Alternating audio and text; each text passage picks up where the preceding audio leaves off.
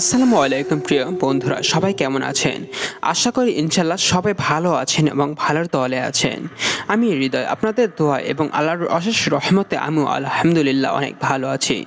আজকে আমি আমার যে ঘটনাটা আপনাদের কাছে শেয়ার করব তা আমার ইমেল থেকে পাওয়া। ইমেলে যেভাবে লেখা আছে আমি ঠিক সেভাবে পড়ছি। আর আমার ঘটনা বিশ্বাস করা বা না করা আপনার একান্তই ব্যক্তিগত ব্যাপার। আর আপনি যদি আমার চ্যানেলে নতুন হয়ে থাকেন তাহলে অবশ্যই আমার চ্যানেলটি সাবস্ক্রাইব করে সবসময় আমার সাথেই থাকুন। তাহলে কথা না বাড়িয়ে আমার ঘটনাটা শুরু করা যাক। প্রতিদিন ঘুম Please থেকে like and জাগলে আমি subscribe রুমে for মেয়েদের new উলঙ্গ channel. লাশ হাওয়ায় ভেসে থাকতে দেখি।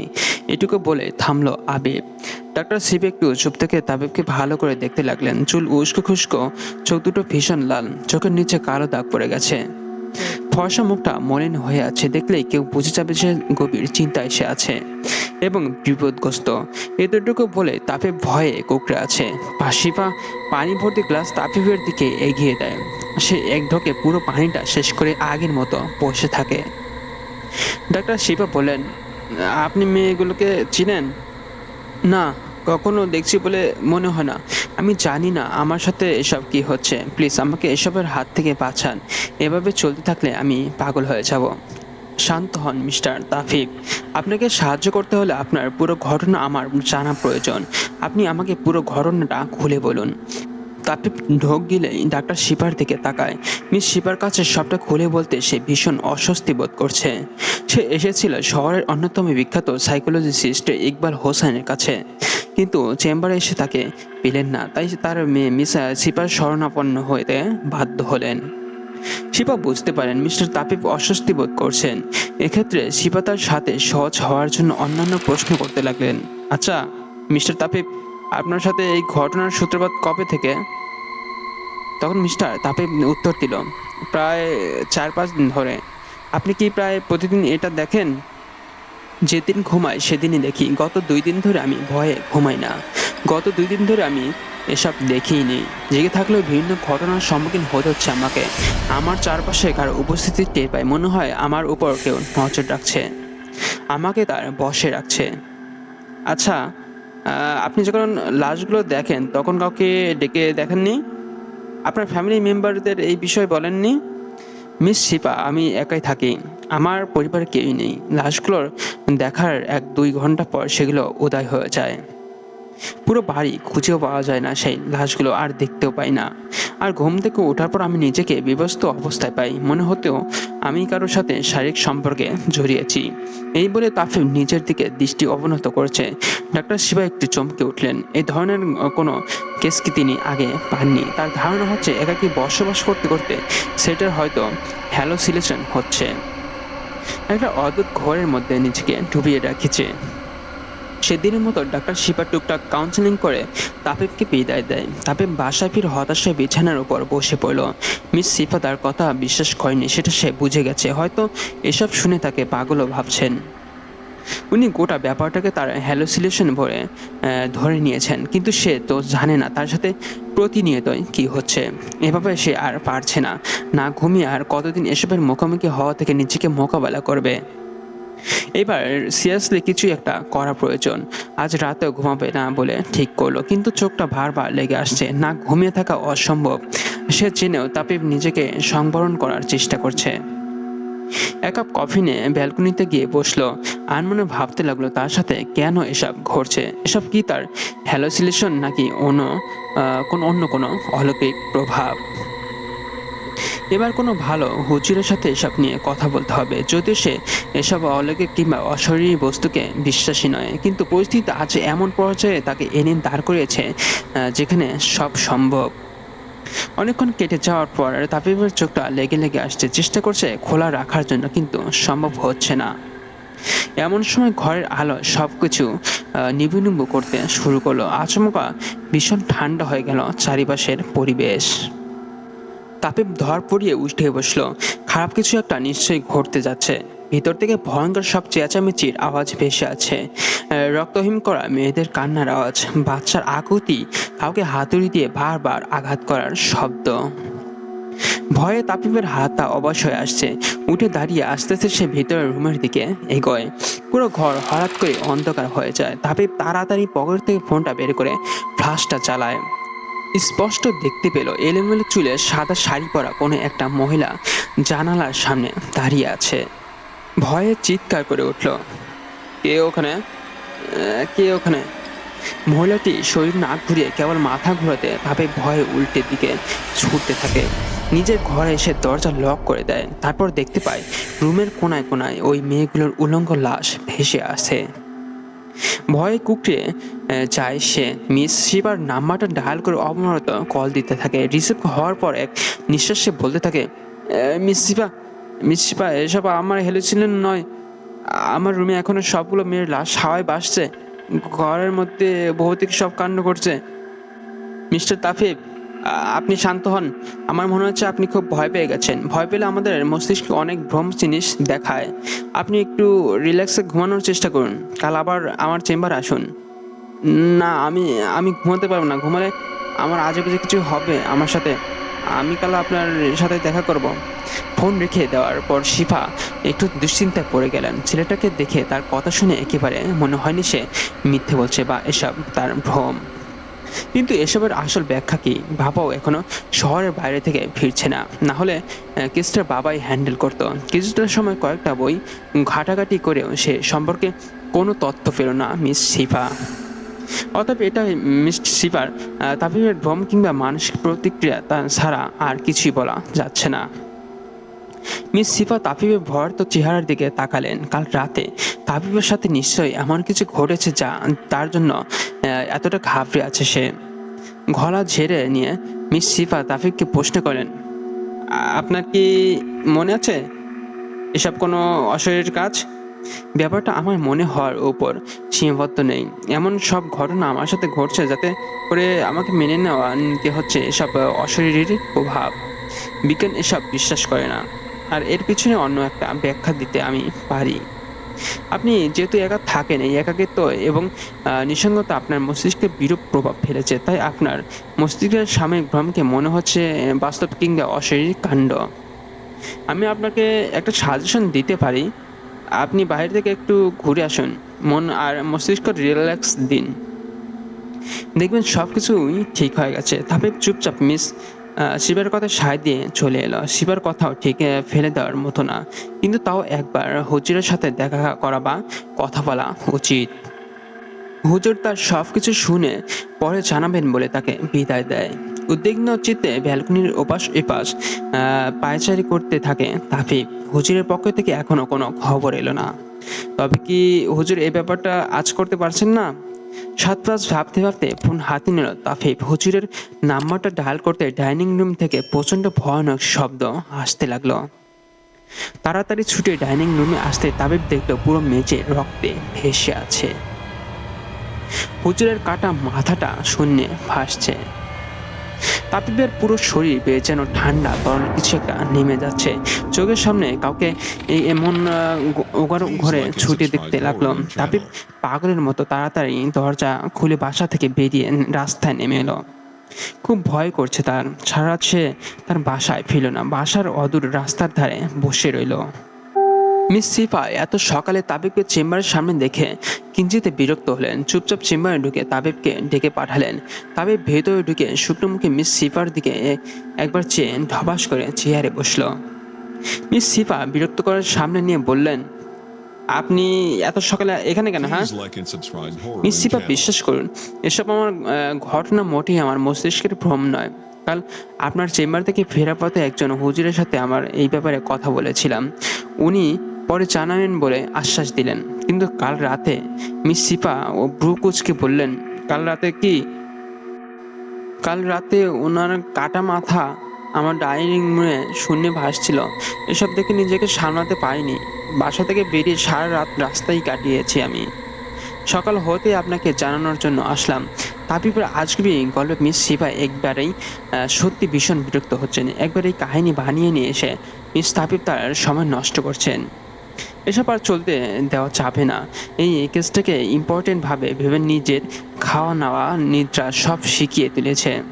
কিন্তু ছেলেটা রীতিমতো তার সাথে বানোয়াট গল্প বলে ফাজলামি করছে। এসব ভেবে মিস শিপা চেহারার রাগ ফুটিয়ে বললেন, দেখুন মিস্টার তাফিফ, আপনার জরুরি সমস্যাগুলো শুনে আমি যতটা পেরেছি সাজেশন দেওয়ার জন্য ততটাই দিয়েছি। এখন আমি রীতিমতো বিরক্ত হচ্ছি, ঠিক আছে? আমাকে আর বিরক্ত করবেন না।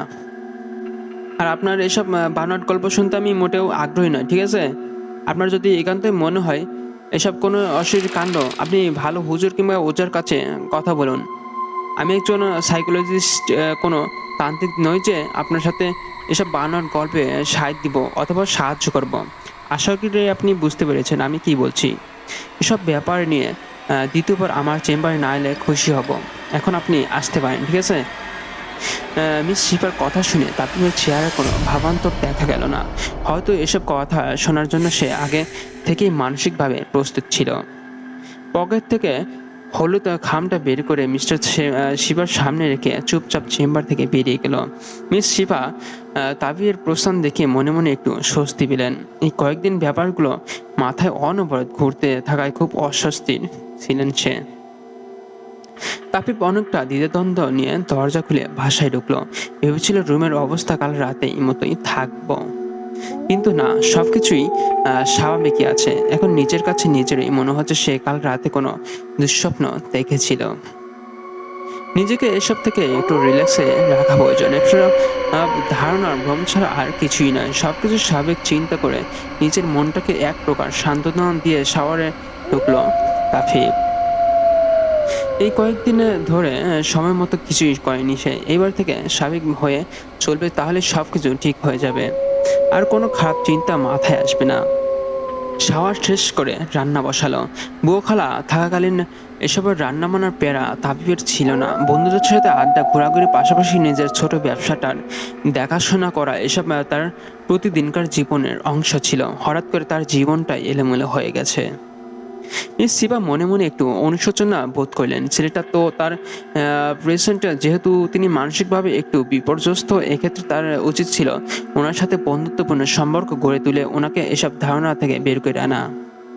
কিন্তু নিজের রাগটাকে নিয়ন্ত্রণ করতে না পেরে যা মুখে এলো তাই বলে ফেললেন সে।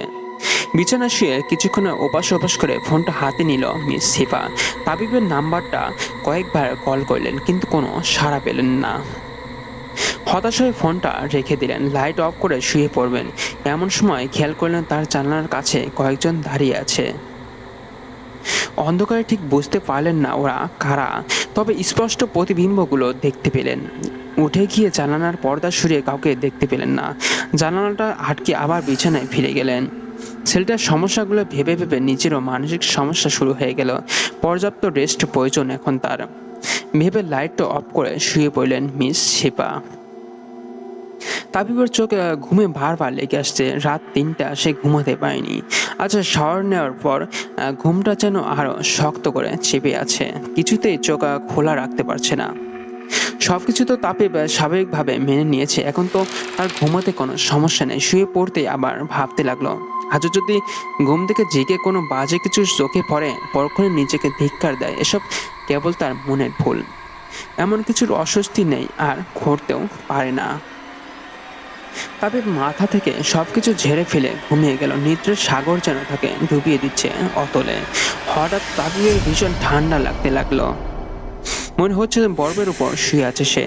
আধো আধো চোখ খুলে চাইলো ঘটনাটা কি হয়েছে। চোখ খুলতেই দেখলো ভোর হয়ে গেছে। উঠে বসে পুরোপুরি চোখ খুলতেই দেখলো প্রতিদিনকার ঘটনার মতো আজও সেই বিবস্ত টি শার্ট আর ট্রাউজার রুমের এক কোনায় কোনায় ছড়ানো। ভয়ে তার বুকটা কেঁপে উঠলো। আজ আবার কোনো মেয়েকে মরতে হলো নাকি? কার লাশ দেখতে হবে কেই জানে। এদিকে সেদিকে তাকিয়ে উপরের দিকে চোখ পড়তেই দেখলো একটা মেয়ের অর্ধনগ্ন লাশ শূন্যে ভাসছে। মেয়েটার খোলা চুলগুলো মুখের সামনে এলোমেলো ভাবে ছড়িয়ে আছে। ঠিক বুঝতে পারছে না এটা কার লাশ। ভয়ে ভয়ে নিজেকে ঠিক করে বিছানা থেকে নামতে লাশটা যেন একটু নিচে নেমে এলো। ধমকা বাতাসে লাশের মুখের সামনে চুলগুলো সরে মুখশ্রী দেখা গেল। দেখে তাপে ভয়ে 2 কদম পিছিয়ে গেলেন। এটা তো মিস শিফা, উনি এখানে এলেন কি করে? আর ওনাকে এভাবে মারলই বা কে? ভয় আর দুশ্চিন্তা তাপিব রুমের এক কোনায় বসে রইল। লাশটা এখনো শূন্য ভাসছে। কিছুক্ষণ পর লাশটাও উদয় হয়ে যাবে। পুরো বাড়ি ততক্ষণও করে লাশটা আর খুঁজে পাওয়া যাবে না। এখন মিস শিফার মৃত্যুর খবর তাবিব কাকে দিবে? কে তার কথা বিশ্বাস করবে? ফোনটা হাতে নিয়ে একবার ভাবলো পুলিশকে সবটা জানানো উচিত, কিন্তু পুলিশ আস্তে আস্তে লাশটা উধাও হয়ে যাবে। আর যদি পুলিশ তার কথা বিশ্বাস না করে, তবে উল্টো তাকে মিস শিফার খুনি ভাবতে পারে। ফোনের স্ক্রিনে মিস শিফার 5টা মিস কল দেখে তাবিব অবাক হলো। অত রাতে মিস কল শিফা কেন দিল তাকে? উনি কি এ ব্যাপারে কিছু জানতে পেরেছেন আর এই জন্য ওনাকে মেরে ফেলা হয়েছে? সবকিছু জোট পাকিয়ে যাচ্ছে। এর মধ্যে মিস শিপার লাশটাও উধাও হয়ে গেছে। তাবিব তৈরি হয়ে বাসার বাইরে গেল। শিপার নিখোঁজ হওয়ার ব্যাপারটা ইতিমধ্যে পুরো শহরে ছড়িয়ে গেছে। শিপার বাবার কড়া বিবৃতির মুখে পুলিশও শিপাকে উদ্ধার করতে কোমর বেঁধে নেমে অভিযানে। তাবিবের খুব ভয় করতে লাগলো। পুলিশ যদি শিপার নাম্বার ট্র্যাক করে, তবে তাবিব খুব বাজেভাবে ফেঁসে যাবে। কোনো কিছু না করেও সারা জীবন জেল খাটতে হবে তাকে। এই ভয়ে তাবিব নিজেকে রুমের 4 দেয়ালের মাঝখানে গুটিয়ে রেখেছে। যাই হয়ে যাক, সে বাসা থেকে বের হবে না। কেন এমন হচ্ছে তার সাথে? তার হদিসে এখনো পাচ্ছে না কেন? এই ঘটনার 2-3 দিন পর তাবিবের বাসায় কেউ কলিং বেল বাজায়। তাবিব চমকে ওঠে, ভাবতে থাকে হয়তো পুলিশ সবকিছু জেনে গেছে এবং তাকে অ্যারেস্ট করতে এসেছে। চুপচাপ উঠে দাঁড়ায় সে। এভাবে আর নয়, সারা জীবন জেল খাটতে হলে খাটবো, তাও এসবের থেকে মুক্তি চাই আমি। অবশেষে সিদ্ধান্ত নেয় পুলিশের কাছে আত্মসমর্পণ করবে সে। কলিং বেলটা টানা বাজিয়ে চলেছে। এগিয়ে এসে দরজা খুলতেই অবাক হলো তাফিফ। মিস শিফা সং তার সামনে দাঁড়িয়ে আছেন। তাফিফ অবাক চোখে মিস শিফার দিকে তাকিয়ে রইলেন, কারণ দিন দুপুরে ভূত দেখছে না তো? মিস শিফাকে তো মেরে ফেলা হয়েছে, চোখের সামনে তার লাশ উধাও হয়ে গেছে। তাহলে তার ফিরে আসা কিভাবে সম্ভব? মিস শিপারূপী মেয়েটা মিস তফিফকে ধাক্কা দিয়ে সরিয়ে রুমের ভেতরে ঢুকে গেল। তাফিফ হতভম্ব হয়ে তার দিকে তাকিয়ে রইল। অবাকতার ঘোর কাটিয়ে মেয়েটাকে অনুসরণ করে নিচের রুমে এলো তাফিফ। অদ্ভুত ব্যাপার, মিস শিপা কোথাও নেই। একটু আগেই তো শিপা এই রুমে ঢুকে গেল, এত তাড়াতাড়ি কোথাও উধাও হয়ে গেল। মুহূর্তের এই রুম ভালো করে খুঁজে দেখলো তাফিফ, কোথাও কেউ নেই। এসব তার সাথে কি হচ্ছে সে বুঝতেই পারছে না। সে সে কি ভুল কিছু দেখছে, নাকি কোনো আত্মা ফিরে এসেছে? হতাশ হয়ে মেঝেতে বসে পড়ে তাফিফ। একটার পর একটা রহস্য জাল তাকে চারদিক থেকে ঘিরে ধরেছে। এখন কি করা উচিত তা বুঝতে পারছে না। ঠিক করে নিল সে এই অশারীরিক কাণ্ডের মধ্যে সে আর থাকবে না, দূরে কোথাও চলে যাবে, ভুলেও এই বাড়িতে ফিরে আসবে না। ব্যাগটা গুছিয়ে নিয়ে টিকিট কাটার উদ্দেশ্যে রওনা দিল সে। যেভাবে হোক রাতের মধ্যে এই শহর ছেড়ে পালাতে হবে। এসব রক্তহীন করা অত্যাচার তার পক্ষে আর সহ্য করা সম্ভব নয়। সন্ধ্যার মধ্যেই ট্রেনের টিকিট কেটে বাসায় ফিরে তাফিফ। রাত 11টায় ট্রেন। সে এখনো জানেন না পালিয়ে গিয়েও এসব থেকে বাঁচতে পারবে কিনা। কপালে যা আছে তাই হবে, তবু এখানে আর এক রাতও নয়। রুমে ঢুকে দেখে তার রুমটা কেউ সম্পূর্ণ এলোমেলো করে রেখেছে। দেখেই বোঝা যাচ্ছে প্রতিটি কোণায় সূর্যের তল্লাশি চালানো হয়েছে। কিন্তু সে না থাকাকালীন বাসায় ঢুকলো বাকে, আর কিভাবে ঢুকলো? এভাবে চোরা তল্লাশি চালানোর মানেই বা কি? তবে কি কেউ তার গোপন সমস্যা সম্পর্কে অবগত হয়ে গেছে? লাশগুলো খোঁজার জন্য কি তার অবর্তমানে বাসায় ঢুকে এসব করেছে? তাবিবের মাথা ভার হয়ে গেছে এসব ভেবে ভেবে। ব্যাগপত্রগুলো বের করার জন্য আলমারি খুলতেই অবাক হয় সে। তার ব্যাগের সব জিনিসপত্র এদিক ওদিক ছুঁড়ে ছিটে ফেলানো হয়েছে। সত্যি বাসায় কেউ এসেছিল, নতুবা কি বা করবে বাসায় এসে? তারপর চিৎকার করে বলল, কে আছেন এখানে? বেরিয়ে আসুন বলছি। আপনার কিছু জানা থাকলে আমাকে সরাসরি জিজ্ঞেস করতে পারেন, আমাকে এভাবে বিভ্রান্ত করবেন না প্লিজ।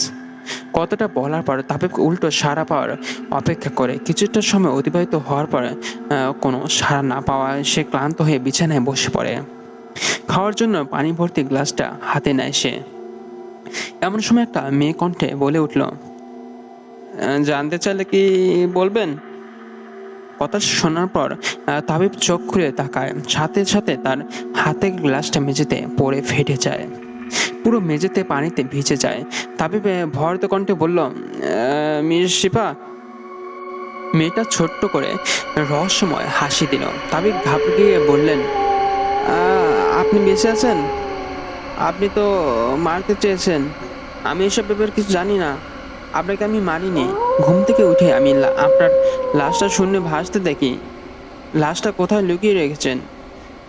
আপনাকে তো আমি অনেকবারই বলেছি, প্রতিটা মেয়ের লাশই ১-১.৫ ঘন্টা পর উধাও হয়ে যায়।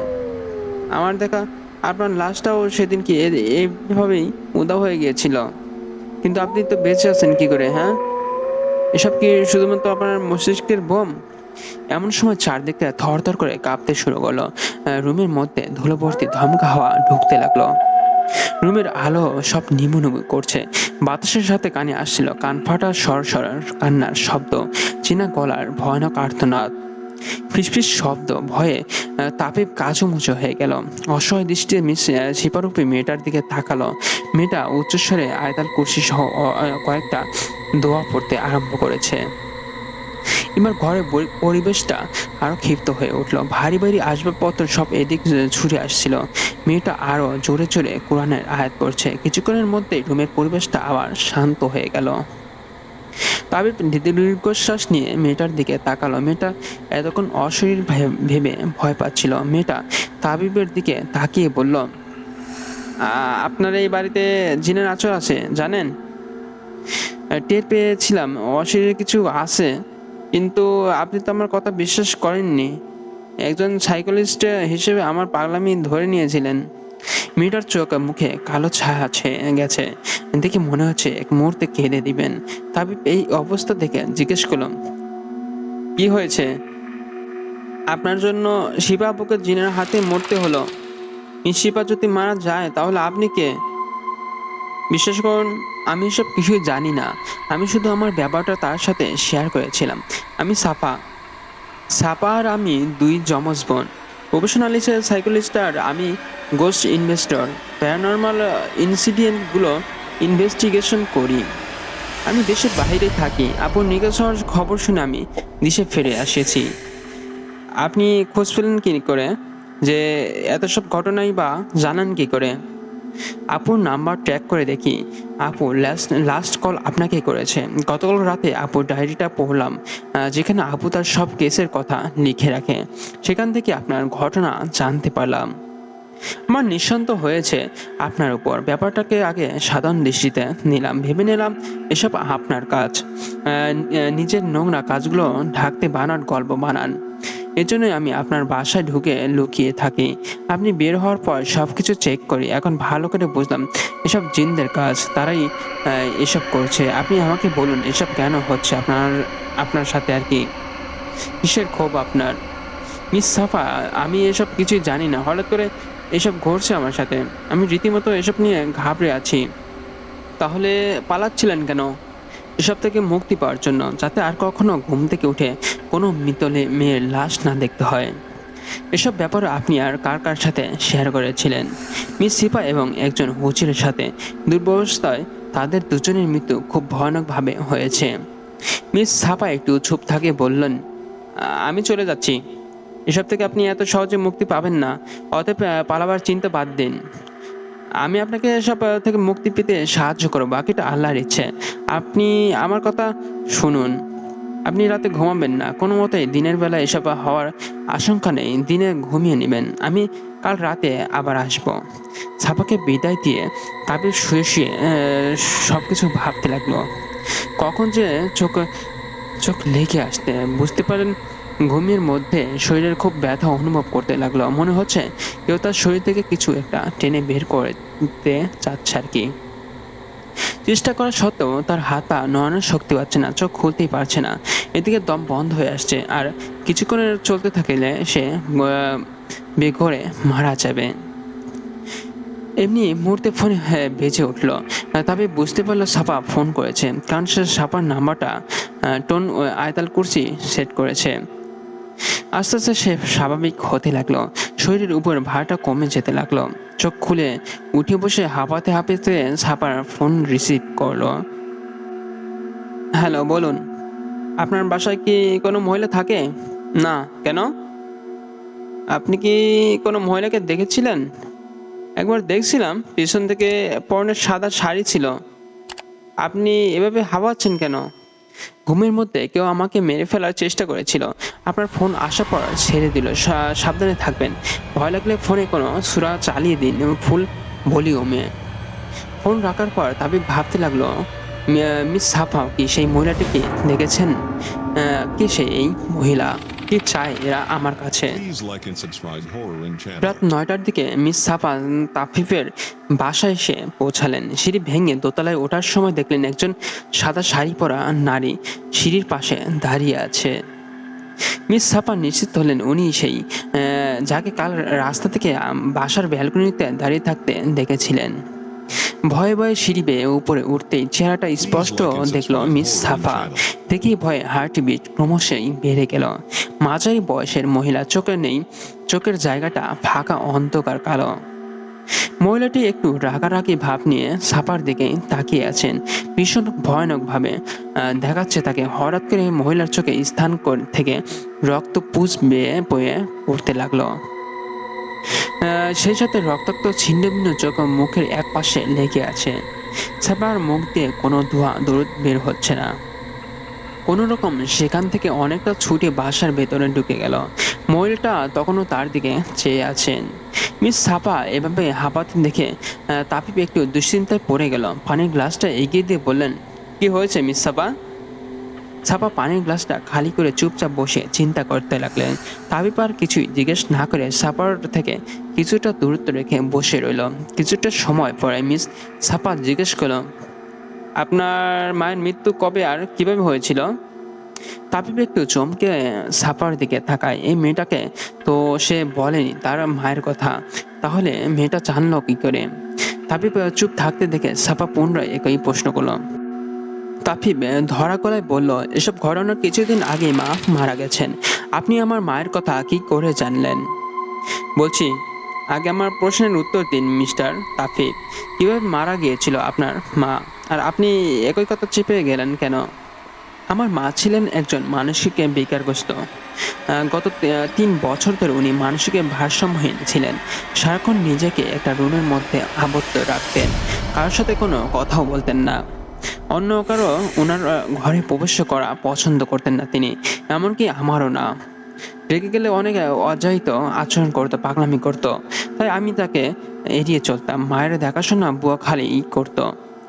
আমি সময়ে সময়ে খোঁজ খবর নিতাম। কিছুদিন আগে হয়তো রাগের মাথায় উনি ওনার নিজের চোখ দুটো খুঁচিয়ে ছিন্ন ভিন্ন করে ফেলেন এবং তৎক্ষণাৎই মা মারা যান। হয়তো কেন আপনি জানতেন না এই কাজ উনি কেন করেছেন? কিংবা বউখালা জানতো না? মায়ের পাগলামি হঠাৎ হঠাৎ চেপে বসে, তখন নিজেকে আঘাত করেন, ভাঙচুর করেন, নিজে নিজে উচ্চস্বরে কথা বলেন। বউখালা মায়ের মৃত্যুর কিছুদিন আগে গাড়ি চাপায় পড়ে মারা যান। তাই নতুন বউ আসা অবধি মাকে একাই রাখতে হতো। এর মধ্যেই মা এই কাণ্ড করে বসেন। আমি সেই রাতে আমার মৃত্যুপথযাত্রী বন্ধুকে রক্ত দিতে গিয়েছিলাম। এসে কোনো সারা শব্দ না পেয়ে মায়ের রুমে এসে দেখি ওনার লাশ পড়ে আছে মেঝেতে। খুঁচিয়ে খুঁচিয়ে বের করা ছিন্নভিন্ন চোখের অংশ বিশেষ মেঝেতে লেপ্টে আছে। বলতে বলতে তাবিবের চোখে ভিজে এলো। আপনার বাবা কি মারা গেছেন? না, বাবা পরকীয়াতে জড়িয়ে আমায় ছেড়ে চলে গেছেন 3 বছর আগেই। তারপর থেকে মায়ের অবস্থা এইরকমই হয়। বাবা মায়ের প্রেম গঠিত বিয়ে ছিল, তাই মা এই বিচ্ছেদ হয়তো মেনে নিতে পারেননি। মিস সাপা চুপ করে ভাবতে লাগলেন, তাহলে সাদা শাড়ি পরা মহিলাটাই কি তাবিবের মা? এই মুহূর্তে তাবিবকে এসব বলা ঠিক হবে না, এখন নয়। সবকিছু বিস্তারিত জেনে তারপরেই তাবিবকে বলবো। মিস্টার তাবিব, আপনার মায়ের রুমে যাওয়া যাবে কি একটু? মায়ের রুমটা তো পরিষ্কার করে ফেলা হয়েছে, সবকিছু ফেলে দিয়েছি, তারপর তালা বন্ধ করে দিয়ে রেখেছি। তবুও যেতে যাচ্ছে আর কি। আচ্ছা আসুন। তাফিফকে অনুসরণ করে সাবা বদ্ধ রুমটাতে এলো। সবকিছু তকতকে করে রাখা আছে, তবে দেয়ালে অনেক অদ্ভুত চিহ্ন, লেখালেখির আর দাগ। মানসিক রোগীদের ঘরে যেমন থাকে তেমনি। এদিক সেদিকে একটু ঘাটাঘাটি করলো সাফা। সাফাকে রুম থেকে বেরিয়ে আসতে দেখে তাফিফ জিজ্ঞেস করলো, আপনি কি কিছু জানতে পেরেছেন? না, তেমনি কিছু পাইনি। আমার মায়ের কথা কি কি করে জানলেন? আর মার সাথে এসবের সম্পর্ক কি? বিস্তারিত জেনেই বলবো। আজ আমি আসি। আর রাতে কিন্তু ঘুমাবেন না কিছুতেই। যা বুঝতে পেরেছি, এরপর যে মেয়েটার প্রাণ যাবে সেই মেয়েটা হলো আমি। কিছু বলার আগে সাফা চলে গেলেন। তাপিব অবাক হয়ে তাকিয়ে রইল সাফার যাওয়ার পথে। সাফা কি করে বুঝলেন যে এর পরে শিকার উনি? অনেকগুলো প্রশ্ন তাপিবের মাথায় ঘুরপাক খাচ্ছে। রাতটা দুশ্চিন্তায় নির্ঘুমেই কাটালো তাপিব। কেবল তার মনে হতে লাগলো এবার কিছু একটা ঘটবেই। পরের দিন রাতে সাফা তাপিবের বাসায় এলো। সাফার চেহারা দেখে তাপিব চমকে উঠল। মিস সাফাকে খুব উদ্বিগ্ন আর ভয়ার্ত দেখাচ্ছে। সাফা আর তাপিবের সাথে কোনো কথা না বলে দোয়াদোর পড়তে পড়তে মেঝেতে একটা বৃত্ত আঁকালো। তারপর ফোনে কাকে যেন তাড়াতাড়ি বাসায় আসতে বলল। তাপিব মিস সাফাকে জিজ্ঞেস করলেন। তখন বলল, কি হয়েছে বলুন তো? আপনাকে এমন চিন্তিত দেখাচ্ছে কেন? আজ ওরা আমার ঘুমের জন্য অপেক্ষা করবে না। আপনার জ্ঞান থাকা অবস্থায় আমাকে বাকি মেয়েদের মতো হত্যা করবে এবং আপনার শরীরে ভর করবে। সেদিন রাতে ওরা আপনার শরীর দখল করতে চেয়েছিল কিন্তু পারেনি। এখন অত কথা বলার সময় নেই। আপনি বৃত্তের ভিতরে প্রবেশ করুন। যে কোনো মুহূর্তে ওরা আক্রমণ করবে। হাবিব সাফার কথা বুঝতে পারলেন না। সাফার নির্দেশ মতো বৃত্তে প্রবেশ করে দোয়া ধরে পড়তে লাগলো। তাবিব আর সাফা বৃত্তের ভেতরে ঢুকতে চারদিক থেকে ভয়ঙ্কর ভয়ঙ্কর গর্জন ভেসে আসলো। ঘরের জিনিসপত্র এলোপাথারি ছোড়া হচ্ছিল। সাফা চিৎকার করে বলল, আপনারা চলে যান এখান থেকে। আর কারো ক্ষতি করবে না দয়া করে। হঠাৎ করে ঘরের পরিবেশ শান্ত হয়ে এলো। কয়েকটা ধোঁয়াশা জাতীয় কিছু বৃত্তের সামনে এসে স্থির হলো। খুব কর্কশ কণ্ঠে অদৃশ্য কেউ বলে উঠল, যাব না। আমরা এই ছেলেটার শরীরে ভর করে শয়তানের প্রচার করব। সেটা আর সেটা তোকে মেরে তুই আমাদের শেষ শিকার। বেরিয়ে আয় ওখান থেকে। তোদের মুক্তি নেই আমাদের হাত থেকে। তাতে কি আপনারা মুক্তি পাবেন? আপনারাও তো এখন শুকনো জালে জড়িয়ে আছেন কারো দাসত্বে। অন্যদিকে নীরবতার পিনপতন ঘটছে। সাফা একটু থেমে আবারও বলা শুরু করলো, নিজেদেরকে দাসত্বের বেড়াজাল থেকে মুক্ত করে নিজের জগতে ফিরে চাইলে এসব বন্ধ করো, ঠিক আছে?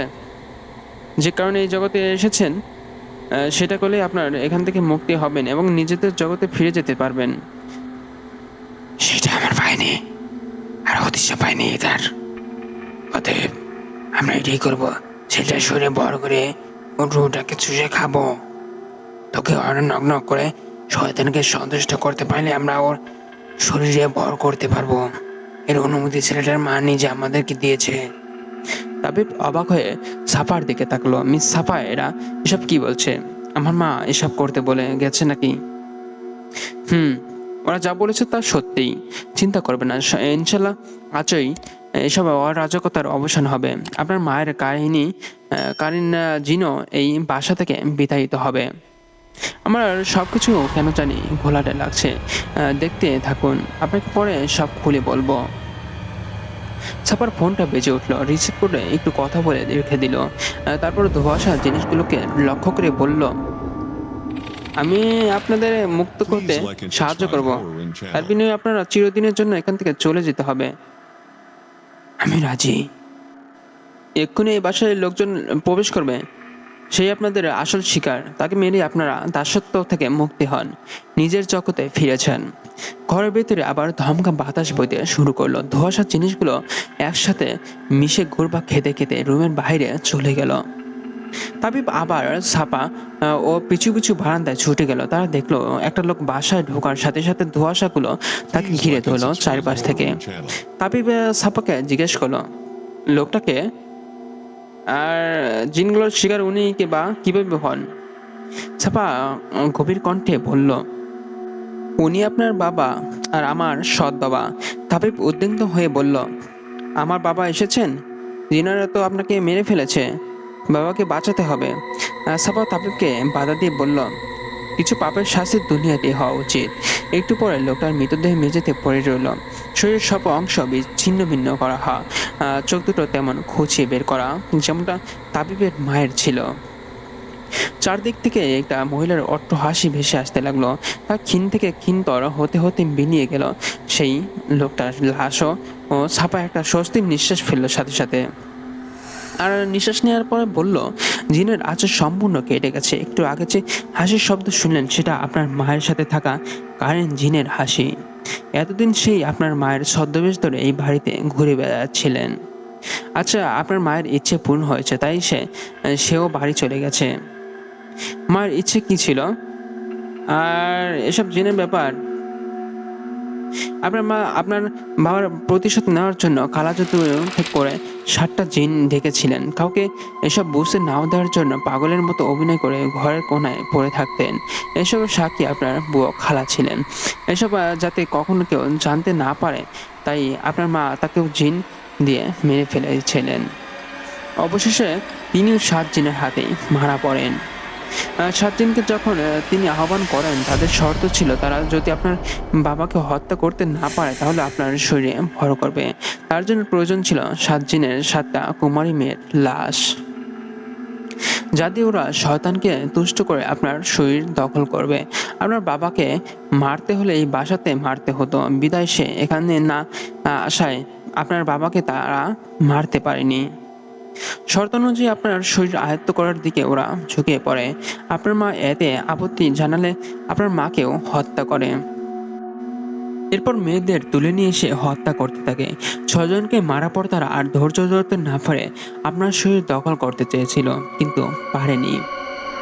আপনার মা তাদেরকে অন্য জগৎ থেকে ডেকে এনে এক প্রকার বন্দি করে রেখেছেন। যতক্ষণ না তারা আপনার মায়ের কাজটা করতে পারবে ততক্ষণ তারা মুক্তি পেত না। তাবিব কষ্টের দীর্ঘশ্বাস ফেলে।